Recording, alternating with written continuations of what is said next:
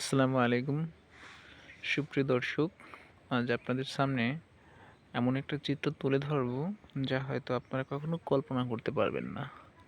আর তা হচ্ছে জমিদার বাড়ির পরিত্যক্ত একটা পুকুর। এই যে এই জমিদার বাড়ির পরিত্যক্ত পুকুরে কত ধরনের শাকসবজি চাষ হয় তা আপনাদের আমি দেখানোর চেষ্টা করব। তো দেখেন, এই যে ছোট ছোট গাছগুলো দেখা যায়, এটা হচ্ছে পেঁয়াজের হালি, পেঁয়াজের চারা যেটা বলা হয়। এরপরে আপনি দেখতে পাবেন এখানে খুব সুন্দর টমেটো গাছ রয়েছে। দেখেন টমেটোর সাইজগুলো অনেক বড় হচ্ছে, এখনো পরিপক্ক হয় না, এই কারণে পাকে নাই।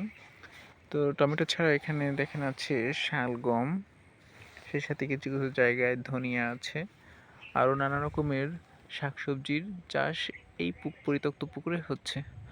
তো মানুষ এখনো কল্পনা করতে পারে না যে আসলে এই পরিত্যক্ত পুকুরে এইভাবে ফসল হবে, এবং এই ফসলগুলা মানগুলো অনেক সুন্দর হচ্ছে। আপনাদের যদি একটু দেখাই, এই যে হচ্ছে পেঁয়াজ, দেখেন কত সুন্দর পেঁয়াজের আগা পুরানায় একেবারে খাড়া খাড়া ভাবে রয়েছে, এবং পেঁয়াজগুলো অনেক পুষ্টিযুক্ত অবস্থায় ওকে দেখা যাচ্ছে। তো সুপ্রিয় দর্শক, আপনাদের পরিত্যক্ত জায়গায় আপনারা চাইলে এরকম চাষাবাদ আপনি করতে পারেন। আসসালামু আলাইকুম, ভালো থাকবেন সকলে।